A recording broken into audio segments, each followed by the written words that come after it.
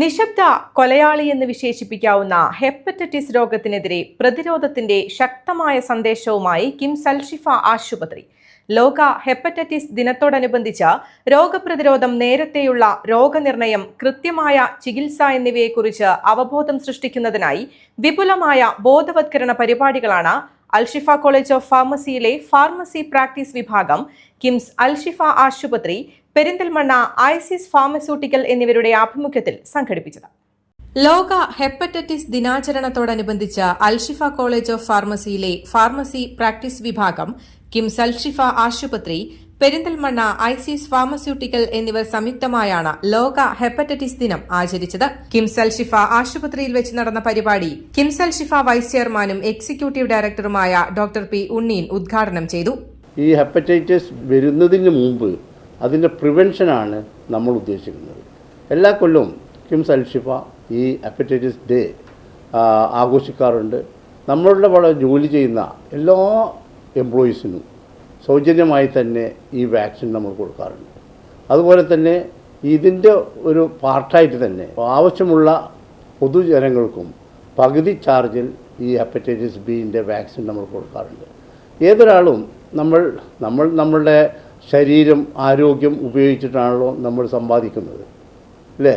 ആ സമ്പാദ്യത്തിൻ്റെ ഒരു ചെറിയ വിഹിതം നമ്മളുടെ ബ്ലഡ് ചെക്കപ്പിന് ഉപയോഗിക്കുകയാണെങ്കിൽ തീർച്ചയായും ഈ രോഗം വരുന്നതിന് മുമ്പ് തന്നെ നമുക്ക് ചികിത്സിച്ച് മാറ്റാൻ കഴിയും എന്നുള്ളത് യാതൊരു തർക്കവുമില്ല.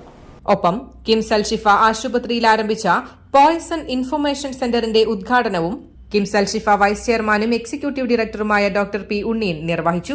നമുക്കൊന്നിക്കാം ഹെപ്പറ്റൈറ്റിസ് രഹിത ഭാവിയിലേക്ക് എന്ന സന്ദേശമുയർത്തി സംഘടിപ്പിച്ച പരിപാടി ഹെപ്പറ്റൈറ്റിസ് രോഗത്തെക്കുറിച്ചുള്ള ബോധവത്കരണം ശക്തിപ്പെടുത്തുന്നതിനും രോഗപ്രതിരോധത്തിന്റെയും നേരത്തെയുള്ള രോഗനിർണയത്തിന്റെയും പ്രാധാന്യം ജനങ്ങളിലേക്ക് എത്തിക്കുന്നതുമായിരുന്നു. ദിനാചരണത്തിന്റെ ഭാഗമായി medicine, nursing, pharmacy, allied health science എന്നീ വിഭാഗങ്ങളിലെ വിദ്യാർത്ഥികൾക്കായി ഇ പോസ്റ്റർ മത്സരവും ഹെപ്പറ്റൈറ്റിസ് ഐഡിയാത്തോണും സംഘടിപ്പിച്ചു. ഈ പോസ്റ്റർ മത്സരത്തിൽ KTN കോളേജ് ഓഫ് ഫാർമസിയിലെ കൃപ മേരി 1ാം സ്ഥാനവും അൽഷിഫ കോളേജ് ഓഫ് ഫാർമസിയിലെ സ്വാലിഹൻ 2ാം സ്ഥാനവും നേടി.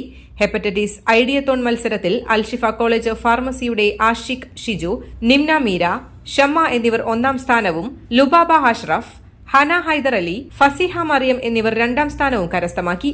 മത്സരത്തിൽ വിജയികളായവർക്ക് ഡോക്ടർ ജസ്മിൻ, ഡോക്ടർ നിരുപമ എന്നിവർ ക്യാഷ് പ്രൈസും സർട്ടിഫിക്കറ്റുകളും വിതരണം ചെയ്തു. അധ്യാപകരുടെയും ആരോഗ്യ പ്രവർത്തകരുടെയും വിദ്യാർത്ഥികളുടെയും സജീവ പങ്കാളിത്തത്തോടെ നടന്ന പരിപാടി ഹെപ്പറ്റൈറ്റിസ് രോഗത്തെക്കുറിച്ചുള്ള അവബോധം വർദ്ധിപ്പിക്കുന്നതിനും രോഗനിർമ്മാർജ്ജനത്തിനായുള്ള കൂട്ടായ പ്രവർത്തനങ്ങൾക്ക് പ്രചോദനമാകുന്നതിനും സഹായകമായി. കേരളത്തിൽ ഇപ്പോഴും പ്രോബബ്ലി നമ്പർ 1 നമ്പർ 2 ആയിട്ട് നിൽക്കുന്ന കാരണം ഹെപ്പറ്റൈറ്റിസിന് കാരണം മദ്യപാനമാണ്.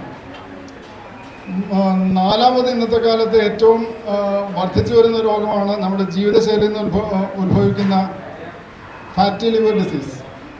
MASLD നിന്ന് വിളിക്കപ്പെടുന്ന ഫാറ്റി ലിവർ വന്നിട്ട് ലിവറിന് കേടുവരുന്ന ഫാറ്റി ഹെപ്പറ്റൈറ്റിസ്, നാഷ് എന്നും മറ്റും വിളിക്കുന്ന ഹെപ്പറ്റൈറ്റിസ്. അതാണ് ഇന്നത്തെ കാലത്ത് പ്രത്യേകിച്ച് മലപ്പുറത്ത് ഒരു പ്രമേഹവും ഒരല്പം വണ്ണമുള്ള ആളുകൾക്കൊക്കെ വളരെ കോമൺ ആണ്. ഒരു 50% ആളുകൾക്കെങ്കിലും ഉണ്ടാവും.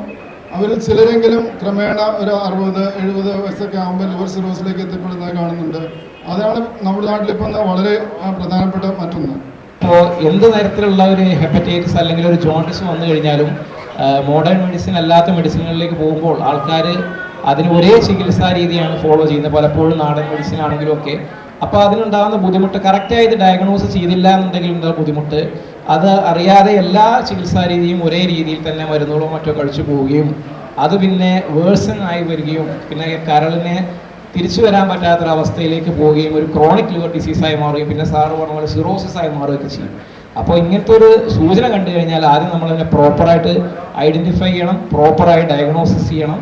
അപ്പോൾ അതിനുവേണ്ടി ട്രീറ്റ്മെന്റ് കൊടുക്കണം. College principal doctor Dileep C അധ്യക്ഷത വഹിച്ച പരിപാടിയിൽ ഫാർമസി പ്രാക്ടീസ് വിഭാഗം മേധാവി doctor Linu Mohan, gastroenterology വിഭാഗം മേധാവിയും സീനിയർ കൺസൾട്ടന്റുമായ doctor Saju Xavier, clinical administrator doctor Shahul Hameed, medical superintendent doctor Muhammad Yahiya, nursing superintendent Shirley James, pharmacy practice വിഭാഗം ഡോക്ടർ ഷിനു തുടങ്ങിയവരും സംബന്ധിച്ചു. News desk, Valluvanad news.